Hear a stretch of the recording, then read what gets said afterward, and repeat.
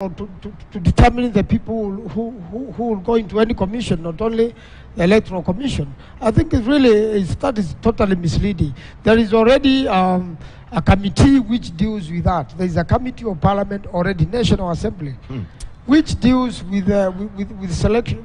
You know, a select committee which deals with which committee is this? Which deals with which committee? You know, when you are dealing with any of the commissions.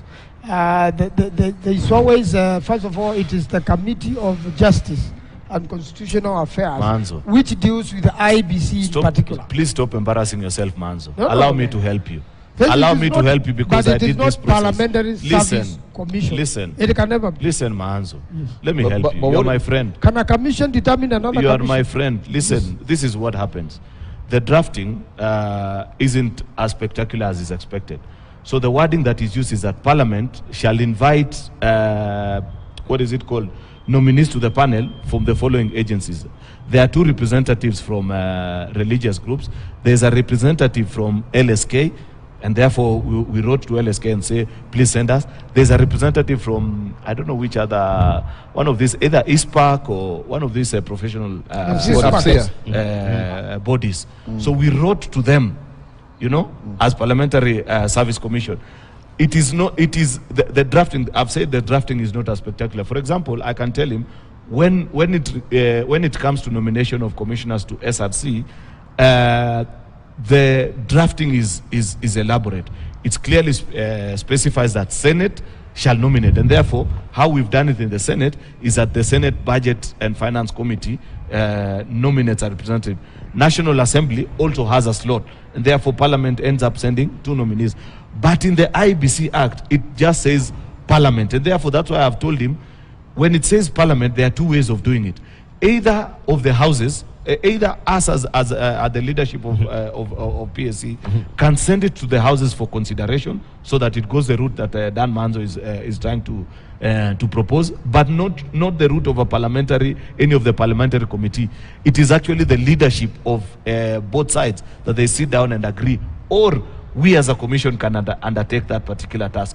We had said, and there was good reason to this, and members had agreed when we had our meeting in the morning, that while we await the nominees from LSK, religious institution, Iebc, and the rest, we were going to actually do the exercise as PSC for Parliament, because we understood the kind of political atmosphere that existed in Parliament at that particular time.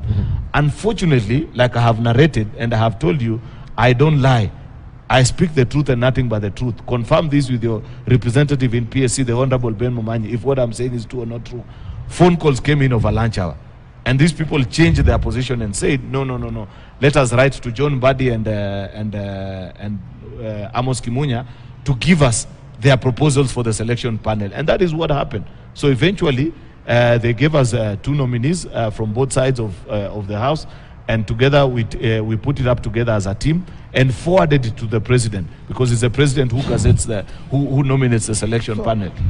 So a selection panel is what actually deals with this, not the Parliamentary Service Commission.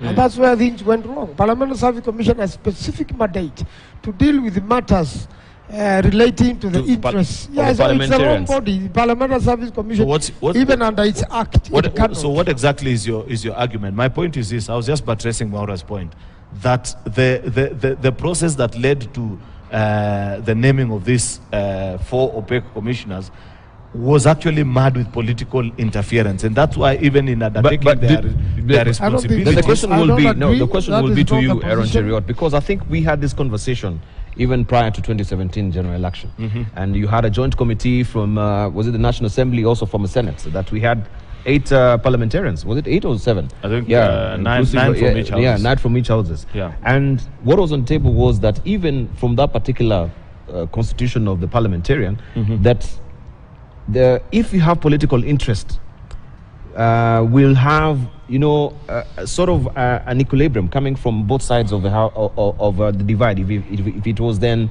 the Cod coalition. Fantastic. So you have your interest also within the IBC. Exactly. Was that the point? Exactly. That's so the point. has this? Yes. That's the point that I'm trying to make. Okay. That at this point, John Mbadi and Amos Kimunya were playing for the same side of the political divide. And therefore, when they gave their nominations to the selection panel, they carried only the interest of one side. Therefore, the equilibrium that we achieved in 2017 couldn't be achieved at this particular point. That's why many of us argued, and I still maintain that that was the right position, when we went to Parliamentary Service Commission and were discussing about this particular matter of how the selection panel is to be formed, that if you take it to the floor of the House, because we have two options, and that's what I've told Mahanzo, which he has refused to understand, that there were two routes available for us. Either we could do it as PSC ourselves and give names to the selection panel, and we had earlier taken on that route. Or secondly, we could ask the leadership of the houses, because it's a quote-unquote political issues. We nominate people to SRC, for example, on behalf of Parliament and other constitutional commissions. We did interviews, for example, for NCIC, because in the drafting of many of these legislation, the aiding legislation for the constitutional commissions, I think, and these are things that grow over time and perhaps needs to be rectified with this coming, with this session of Parliament. It is only stated as Parliament shall nominate, but it doesn't give the procedure. It doesn't say whether it's a leadership of the House or the same. But therefore, this is a point. I don't want you to lose this point, which you have actually helped make. That to achieve the political equilibrium and carry on board both sides, because at any given time, the country is mostly divided on two political sides. The truth of the matter is that in that selection panel, the interest of the team that I come from were never carried. It was only the team of what you now refer to as Azimio that exclusively nominated the seven, the nominating, the majority actually. And you know, it's four. This selection panel, I think, has 7 people. One from Religious Society, LSK, and I forget the other professional body, and 4 from Parliament. These 4, of course, will be an obvious majority. That's why it's important that any process that you use to arrive at the people that sit in the Iebc selection panel, as was the case, will carry the face of the country. Uhuru and Raila never allowed the country to enjoy that privilege. The question is as well, these 4 commissioners, they were presented before the National Assembly, isn't it? No. They weren't? Oh, yeah. Yes, why were these questions not raised then? They have to be presented before the parliamentary, before the floor of the House. Yes. And they have to come through a committee, and there is a selection panel. When you go to the selection panel, you hear it covers quite a range of professional bodies to counter check, and you see Kenyans are even given an opportunity to publicly participate and give input in case there is a person who has been nominated and you have doubts about. So there are so many tests which are conducted by so many people, such that Parliamentary Service Commission cannot take it as its own act and as a main thing. And that's why, you know, similarly to the inter-parties, remember in the 90s when there was an inter-parties initiative, when we were doing a commission at one time earlier on, the idea is there must be political balance and political fairness. So to come and say the 4 commissioners are opaque and their process of nominating them was not counter-checked is really biased. I mean, and it's against them, it's not fair to them. There was such a definitive process, whether Parliamentary Service Commission, whether Select Committee, and then the relevant committee of Parliament, which is a Committee of Justice and Constitutional Affairs, and then the floor of the House. The steps are so many that, their side enjoy majority even on the floor of the House. These people will never have survived. So there's no need to go back. There's no need to go back and say they were never fairly, processed. Because the floor of the House, their majority. So they've gone through the rigors of the process itself. Yes. They were in the glare of course, the cameras. This was the interviews were done, openly, publicly. It was in the public gallery, and everyone who had questions about their connections. Well, you had an opportunity to raise it. I think about no. Just the question is, then wouldn't you consider it to be very unfair when you label them as opaque, commissioners, handshake commissioners at the end of the day, while they've gone through the requisite rigors of the process of the recruitment and they've passed muster? Why will you raise questions now? Why not then? I think the question that is being asked here, can somebody who Isaac Mwaura prefers be able to pass all those stages and still make it and end up becoming the appointee of Isaac Mwaura? Yes, it's possible. It is possible because as Senator Cheriota has explained, the selection panel was biased. It was one-sided. And the appointing authority was one of the handshakers, President Uhuru Kenyatta. And when they are the majority in a selection panel, they will be able to make sure that those names pass anyway, because they have a higher number of people in the selection panel than the so-called professional bodies. And then after that, you bring the same names to a committee that is chaired by also the one side of the political divide, and also the numbers on the floor of the House. Depending on the day, the matter is canvassed, and the speaker that time, depending on his stand at what point, it goes, and then you just gazette. So let us not try to say because it is very protracted and it is very well. What happens in such kind of political processes, there's a lot of bulldozing. You hear there are also phone calls. And people change because they don't want to miss their nomination certificate at the end of their parliamentary term, so that then they can have the opportunity to go back to parliament. That is exactly what happens. Look at even the leadership of JLAC, and you don't want to profile anybody here. It was actually from one side, it was Muturi Kigano and Otiende Amolo. You see, by the end of the day. So these commissioners had an idea and had a plan. They had their job well cut, and the issue was to make sure that the political succession that had been planned within the handshake succeeded. But when the will of the people of Kenya so determined that William Samoei Ruto is now the president-elect, is when they bolted, actually. So let us not try to hide under public scrutiny and what have you. Even public presentations, we've been in that parliament, I've been there now for 10 years. Even that public presentation can be stage managed. There are very few Kenyans really who go before a committee to say certain things, you know. Even the media can actually choose to publish that which is seen to be sensitive or not. And we are saying very clearly, sometimes even some of these come out, you know, you can give people the benefit of the doubt and say, even if it's linked to Isaac Mwaura, but let's give him an opportunity to serve. But then when you are very predictable, that whatever you are told to do, you don't even have a second thought. You cannot even read a statement and confirm that whatever details that are there are true. You even tell us mathematical errors. And then, let me ask you a question why we are saying that. Didn't you see the Cherera statement at Serena was very similar? In fact, if not identical with the one that Raila Odinga did. So when you're asking us questions here, as if to question why we are asking about their own integrity, it's in the public domain. So we do not want a situation where those people who are given the opportunity to superintend such a serious exercise end up asking us that whoever they prefer to vote on the ballot, which they had an opportunity to go and cast their vote, that is the one who should win. Well, let me ask a simple, because you raised the JLAC issue. Yes. And I'm just referring to also one of the gazettes. We had a National Assembly bill, yes. National Assembly Bills 2019. Yeah. And just looking at also the quick facts about the bill itself, that by then, if you may go, the selection panel applied only to the first appointment of a commissioners under Act. This was now turning the focus on, the selection of new commissioners on the Iebc. And this is what you're telling us, that 4 persons, being 2 men and 2 women, nominated by the Parliamentary Service Commission. This is what you're alluding to? Yes. 1 person nominated by the Kenya Conference of Catholic Bishops. Yes. 1 person nominated by the National Council of Churches of Kenya. 1 person nominated by the Supreme Council of Kenya Muslims, the National Muslim Leaders Forum, and the Council of Imams and Preachers of Kenya. 1 person nominated by the Evangelical Alliance of Kenya, and 1 person nominated by the Hindu Council of Kenya. That was the current first schedule. Then we had the first schedule proposed in the bill, that 4 persons, being 2 men and women, nominated. What you're reading, you're most likely to be reading. You're most likely to be reading schedules to the bill, not what was eventually passed. Because, I've told you, but the religious groups, I think their slot is either 1 or 2 people only, not the entire number that you've listed.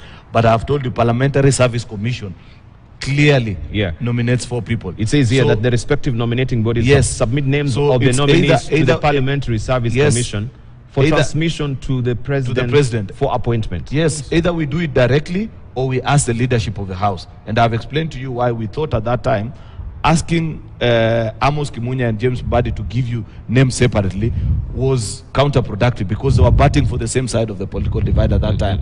And therefore, as a Constitutional Commission, many of us felt that it will make more sense if we sat down and adjudicated, because at that level of an independent commission, you can tell each other, how do we take care of the rights of both sides of the political divide? Unfortunately, we were overruled by the powers that be. And that's why eventually, like I have said, only Raila and Uhuru ended up nominating those 4 members of the selection panel, and that is what gave us these 4 commissioners. But we still say, you know, whether you have also enjoyed majority. Right. So you have so many stages whereby Kenyans can participate, elected leaders can participate, select, the relevant committee of parliament participates, and all that is done in the public glare. So I don't think really the appointment of the commissioners were unfair in any way. It was a process which was definitive, as you have read there. You can see the religious community has participated, different sectors of professionals have participated. So it means by the time you end up being a commissioner, you have properly been refined, and you have a right to raise an objection as a commissioner if you think the election is not going well, or if you think the constitution is being breached. You cannot blame the 4 commissioners for raising up and saying we are not acting as a commission. The chairman is pretending to be a commission on his own. I don't think there's anything wrong with that. It is perfectly within their rights, and that's why finally an election petition has to be presented so that all these matters are canvassed, and an independent judiciary makes a determination and the country moves forward. All right. You had the bugbears and fears. Now that you're in Azimio, I think we've had it categorically being put on the floor of the, not really on the floor of the House. I can't remember. If you can remind me, Dan Mazo, if it was on the floor of the House. But we've heard from the rallies, especially from Gladys Wanga, that Chebukati is not fit to actually be in this office and to run another election. Do you rue the day that you let him, go ahead and run this particular election? Because I can see the reason why I'm asking this, I can see from your prayers is that you're ordering Iebc to conduct a fresh presidential election in conformity with the law, and at the same time you don't want Chebukati to be presiding this particular presidential election. If one of the things which have been committed here are offenses under the Election Act, and if the Supreme Court finds sufficient evidence that Mr. Chebukati has broken the Constitution, has breached the Election Act intentionally, so the Supreme Court will guide accordingly. That's why all prayers are before so the Supreme Court will find whether Chebukati is still fit to carry on his business by himself or together with other commissioners or as a commission or not. And that's why all these matters are But is your prayer that he doesn't? That is our prayer, and it has to come out of the electoral malpractices and the breach of the Constitution, which is a very serious matter.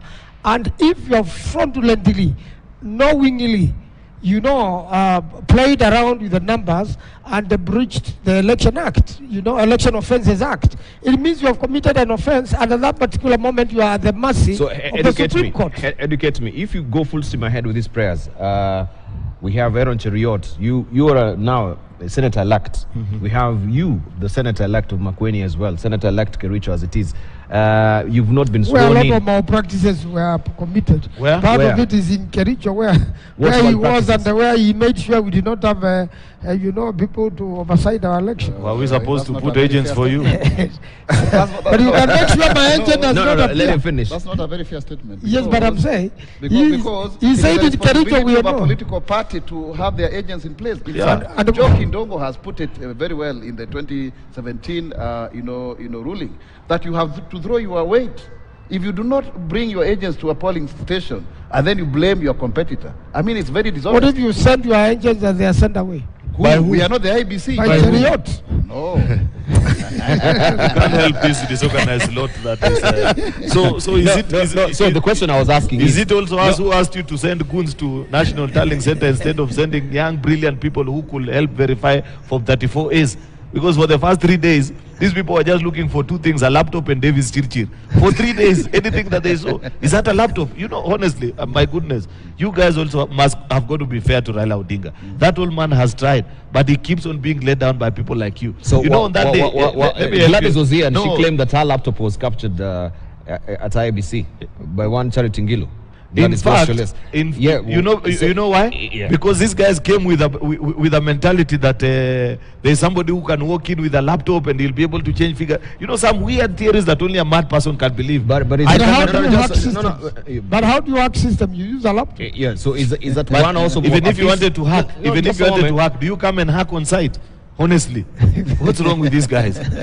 Will you really come and do the hacking? But you know where you are hacking from, because you are very familiar with the hacking system. You know, you are this an guy, expert yourself. If you follow the tales, but you know, you have to understand how ODM works. Do you know? Can I shock you? No, it depends where the server is. Let me help you understand the proximity of where the server is. If the the proximity of a server is within the premises of the IBC, it will be very easy for you to carry out. I'm just thinking. I'm not really a technician or an IT expert. Let me help you, please. Don't spew ignorance. It doesn't matter. That's what I'm saying. You know, it doesn't matter where you're doing it my from. deficiency is coming through. There's no advantage. There's no advantage that you get from being close or far. And that's why Cherioti must tell us how he hacked. Yeah, it's true. Because he knows how he hacked. He's the expert. This is the other thing. But the point I was driving. Let me help you. First of all, there's something that happened at Bomas that will help you understand the psychology of these politicians who feed off. You know, Raila Odinga has the unfortunate curse of working with people who just want to feed out of his politics and not give anything in return. Yeah. You know, when we were seated at Bomas, one of the ODM politicians from Luo Nyanza walked up to me and said, hey, of course, after exchanging the pleasantries after election, hey, congratulations on your win. And I said as much to them. Then they said, you know, I want to this time I must either be a commissioner like you or be a speaker. So give me 2 minutes, you'll see what I'm going to do here. And true to his word, in 3 minutes he was rolling on the floor. A very senior member was having his third term. And later, after all that drama, he walked away and said, Mzee ameona, and he knows I'm protecting his vote. That is the ODM psychology. Poor Raila Odinga. Of course, you're saying this with your tongue fumbling cheek. It is the truth. But back to my question. Yes. Are we also facing maybe, a constitutional dilemma then? If you have not been sworn in, we don't have a National Assembly right now as it is intact, Yes. and also the Senate. And here you are wanting Chebukati not to preside over this particular presidential election if it will be called for. That can only That can only be the court will give direction as to what will happen. You see, once the court arbitrates a matter, it will direct according to the prayers what is in the best interest of the country. You see, that's why the prayers are there. That's why we have a court as an arbiter of electoral matters. When things go wrong, then the court gives direction. Where there are vacuums, the court is able to do what is within the law and what is best for the country. Right, Aaron Cherioti, he claims that, of course, looking at these commissioners, they didn't really pass muster. They were handshake commissioners, as it were. We need to question the recruitment process. But even, people have been, Chebukati lately have been soaking up the spotlight as well, even in regard to his recruitment, that he was not really the first, that according to the interviewees, he was the fourth. Selected 3, but they went for Chebukati, right? So the question will become again, looking at the leadership of Chebukati and that recruitment process, will you question that? Will you back that particular recruitment? Let me tell you something. They've been asking for him to go home. Let me say something. I'm asking him, do they rue the day that? Let me tell you something. Run this election. Let me tell you something that you don't know. Eventually, the story of the 2022 presidential election will be written and the truth will come out. Might not be now, might be a decade or 2 later. But if there was ever a time that the country was on the brink of a crisis, and the man that helped us avert that crisis is none other than Wafula Chebukati, by just being firm and ensuring that he did his job as is expected of him, when the truth eventually comes, in fact, part of the truth will come out from tomorrow. You know, when Wafula Chebukati files his affidavit in court, this country will be shell-shocked. How very high-ranking officials in this government, from as high as State House, sent emissaries to him, and the kind of things that they were telling and asking of him to do. how there was even an attempt on his life. Are you aware that even the Iebc commissioners, that the other three, the ones that were attacked by these Azimio goons in the names of members of parliament, Akina Orengo and Wanga, the only reason why some of them are still comfortable and continuing with their work is with the assurance of security that is being provided by foreign emissaries. You couldn't trust. I don't think that statement is correct. My There's friend, no way security can be provided by foreigners. It is and local. learn to listen, Dan Mahanzo. Because the truth of the matter, if you have been attacked while GSU are watching, will you be stupid enough to walk home and expect the same GSU to protect you in the darkness? If you are being attacked in the full glare of camera, like happened to Chebukati, the only reason why they still continue to do their work with the confidence they have. Is it true that Chebukati is staying at the deputy president's residence, or you are providing security? That is no, that is Bartok that you are now bringing to a very serious panel. But in the same way you are saying foreigners are providing security. But under what protocol do we have foreigners providing security to the commissioners? What we have a government. We have a government that has failed. Why will foreigners provide? Not even take care not of necessarily. elections. You know, when we say security, when you say security, Dan Manzo would imagine that it is somebody with a gun and walking around. You know, the security even means the assurance that somebody has intervened and said, because you know we have a diplomatic, we have the foreign international community. That's a word that I was looking for. That has made sure even to just engage the Inspector General of Police and say, this cannot be happening. Do you give us the assurance that these gentlemen are going to be provided for with the kind of security that is needed? No. Even extracting that from the IG alone is enough from for the comfort of this commissioner. Because you must remember, none other than a Deputy Inspector General was on the podium when Orengo, Ledama and Wanga attacked Wafula Chebukati. I can assure you, Honorable Orengo, Honorable Orengo and Wanga did not attack. They slapped him. That is a fact. So you are not in Bomas, I was there. They slapped Wanga. Wanga removed her shoe and hit Chebukati with it. That is a fact that cannot be. All right, so I'm not privy to that fact myself, so that I cannot really. You don't have to be privy. Just play the clips. Well, I didn't see it. Play the clips. You will be able to see that during that ensuing melee. So this is the point that I'm making, that there have been very serious attempts to intimidate the staff of IEBC. In fact, somebody has asked, what is a real petition before the Supreme Court? Can I tell you what the real petition is? The real petition is a transitional government or a handshake to Sumkate sort of kind of thing. That is what Azimia are pleading for. How do they want to achieve this? They want to achieve this by going to the Supreme Court, demanding that Wafula Chebukati, they'll demand either for a rerun or a fresh election, whatever you may want to call it. Immediately after, they will precipitate a crisis by insisting that those elections cannot be conducted by Wafula Chebukati. And of course, you know what that will lead to. There'll be a stalemate. There'll be a stalemate in the country. That's what I'm asking. Once there's a stalemate, of course, their fault, you know, is violence. And that will be launched in equal numbers. There'll be demonstrations. You'll be told every Monday, there'll be this and that. Of course, then pressure from the international community will start to build and say, can we have a transitional government in the meantime? I can tell you, I am saying this today. Today, what is the date today? The 23rd of August. Check with me 2 weeks after the ruling of the Supreme Court if it goes in their favor. If that is not what they'll be demanding. No, but it will be unfair for you to because they know. Just a moment. It will be unfair for you to characterize the whole coalition now, which is a new formation. It's not as new. As their forte is violent. It is a different forest, but same monkeys from NASA, from Code. I mean, we know their playbook. They are not angels in Kenya.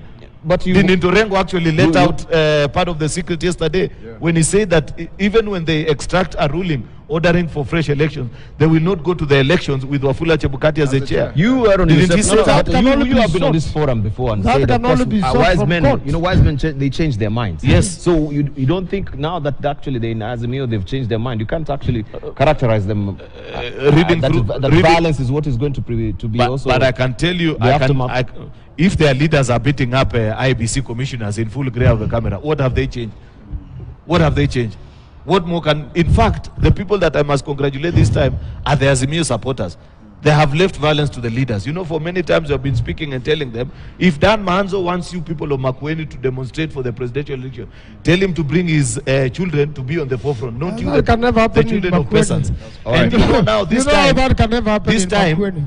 the citizen, you've been seeing those little clips on TikTok and on Facebook and wherever, and even from Kibra, where young people are saying, I did my bit, I voted, it was you who was supposed to protect your vote. If it was stolen from you, please find ways of constitutionally addressing it. I am not going to attack my neighbor. And I've seen clips from different places. That is what has put these guys in shape. Otherwise, if their supporters had done the usual thing that they are used to, people also learned. 2007, lives were lost. 2013, supporters were killed. 2017, you'll only be a fool to join them this time in demonstrating, and yet you know that after being killed and leaving your family to egg out a living for itself, they will go to the steps of Arambe House, but shake hands and never consider you. Okay, let me... It's been fairly peaceful, and we don't expect any violence, even maybe with the pronouncement of the courts as well. But also, we don't need to condition Kenyans that that is the expected outcome from one side of the divide. At the end of the day, people change. People change, and we are preaching peace at the end of the day. So it's not really their forte. I think it's good to maybe recall that, and also expect some a peaceful outcome, even with the reactions on the Supreme Court's judgment at the end of the day. But the question I'm asking, that stalemate that will be in, how will it be resolved, or this is the remit of the court? No, first and foremost, we are trying to postulate a situation. No, we're not postulating, but this is, of course, we have to play the case scenarios at the end of the day. That's what I'm saying. That's a postulation. If and when.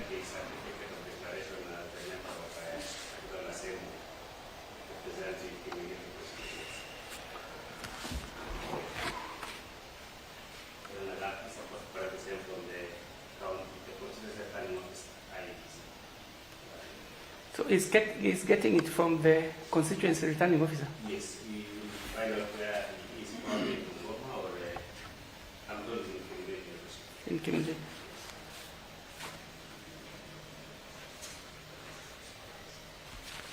But if the court is so minded, it can be supervised, then likely that my colleagues feel that may be a possible threat in relation to places. It can be supervised by who? It can be supervised. I mean, the thing that they need to be accompanied. We have not seen that reservation, but don't think it's necessary because just we're limited now, from the now. Also.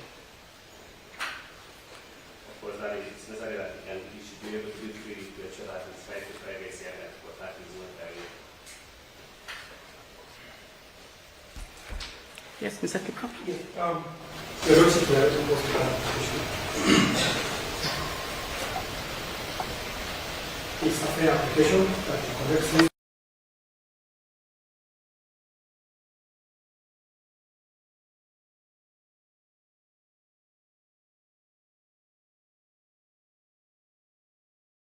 Did they know that first President Uhuru Kenyatta supporting them was a baggage, and that number two, really within this kind of election where the elections are final and there is no moderation of Form 34Bs and so therefore Form 34C, there is no way anyone will. So even then they can say, as in people are doing is to say that the portal was made too public. Can you imagine? The same people who went to court and say that they need the court order that it should be simple, verifiable, and what have you, are now the ones complaining that it was too public and also intimating that there was some kind of.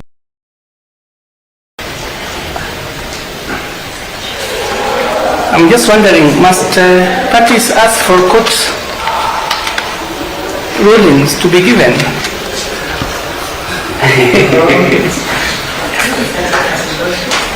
It takes long, so they require that you apply for it, then it's processed. They are asked. So it's a type ruling? Yes, so, then in the meantime, if the accused person are not processed the whole process, the court, people will matter to Kisumu police station. Where? Kisumu.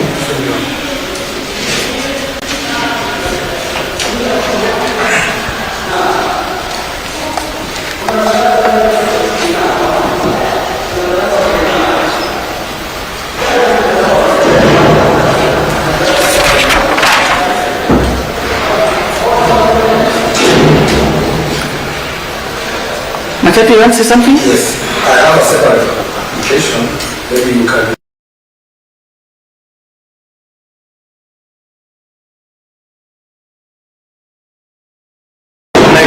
vote has commented and made an application. We are not.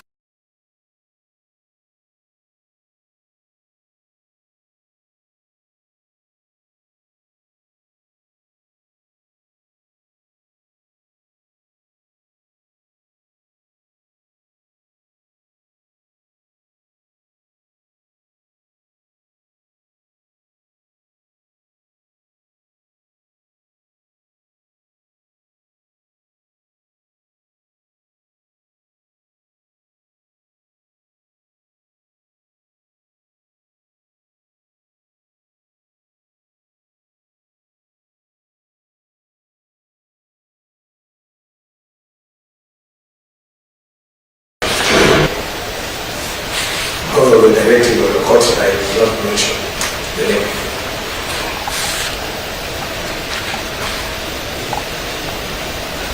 Since it has already been processed, the history for this and to so that it does not waste away at the police station.